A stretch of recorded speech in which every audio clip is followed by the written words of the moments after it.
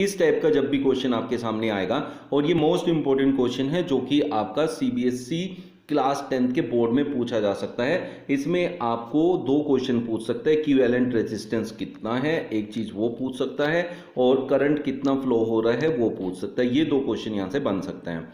तो आप देखें इक्विवेलेंट रेजिस्टेंस कैसे निकालेंगे। अगर आपको करंट भी फाइंड करना है उसके लिए भी पहले इक्विवेलेंट रेजिस्टेंस चाहिएगा। जब हम देखें करंट किधर से आ रहा है, इधर से करंट यहाँ तक आया, आप देखें करंट आधा इधर से जा रहा है और आधा इधर से जा रहा है, तो करंट के दो डायरेक्शन हो गए, एक ऊपर एक नीचे। जब करंट के दो डायरेक्शन होते हैं तो वहाँ पैरेलल कनेक्शन बनता है। ऊपर ये जो है इसमें और ये जो नीचे है इसमें, इन दोनों में पैरेलल कनेक्शन बनेगा।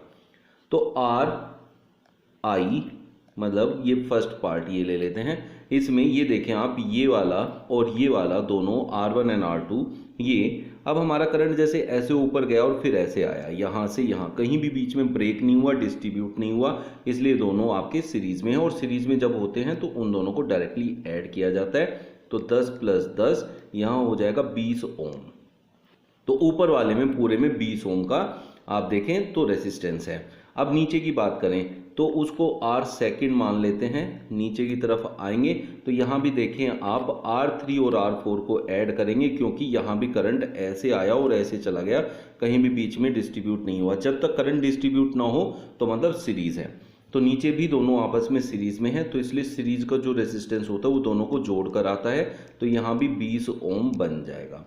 तो अब हम ये कह सकते हैं कि जो ऊपर टोटल रेजिस्टेंस है वो 20 है, यहाँ पूरा 20 है और नीचे भी 20 है।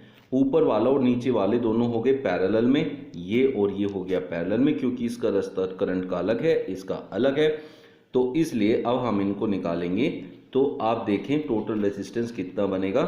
टोटल रेजिस्टेंस दोनों का पैरेलल का निकाल के बनेगा। उसको ऐसे लिखते हैं 1/R parallel equals to 1/R first.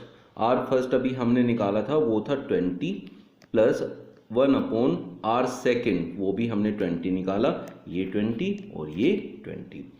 इन दोनों का एलसीएम हुआ 20, ऊपर आ गया 2, 1/RP इज इक्वल टू 2/20। तो RP चाहिए तो इसका रेसिप्रोकल कर देंगे तो 20/2 हो जाएगा, दैट इज 10 ओम। इस पूरे का जो रेजिस्टेंस है, जो आपका रिजल्टेंट रेजिस्टेंस है इस पूरे का, वो 10 ओम है। इसमें 10 ओम है। अब इसके बाद ये निकालना, ये था आपका तरीका रेजिस्टेंस निकालने का कि ओवरऑल रेजिस्टेंस कितना आएगा। तो ओवरऑल रेजिस्टेंस इज 10 ओम। अब अगर आपसे आई पूछता है, आई होता है V/R। V हमारे पास है 3 और R आया है हमारा 10, तो दैट इज 0.3 जो है आपका यहाँ एम्पियर में करंट हो जाएगा। तो इस तरीके से आप रिजल्टेंट रेजिस्टेंस और करंट दोनों फाइंड आउट कर सकते हैं। नेक्स्ट क्वेश्चन देखें इसी टाइप से। इसमें आपसे रिजल्टेंट रेजिस्टेंस पूछेगा। तो आप देखें यहाँ करंट एक बार ऊपर गया, यहाँ सामने गया और यहाँ गया। तो करंट 3 जगह डिस्ट्रीब्यूट हुआ है।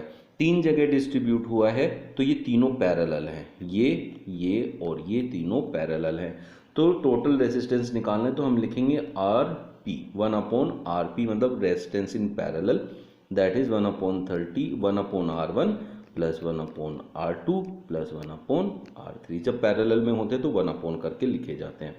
यहाँ इनका एलसीएम लेंगे तो 30, यहाँ 1 प्लस 10 3 = 30, 5 6 = 30, तो 1/RP।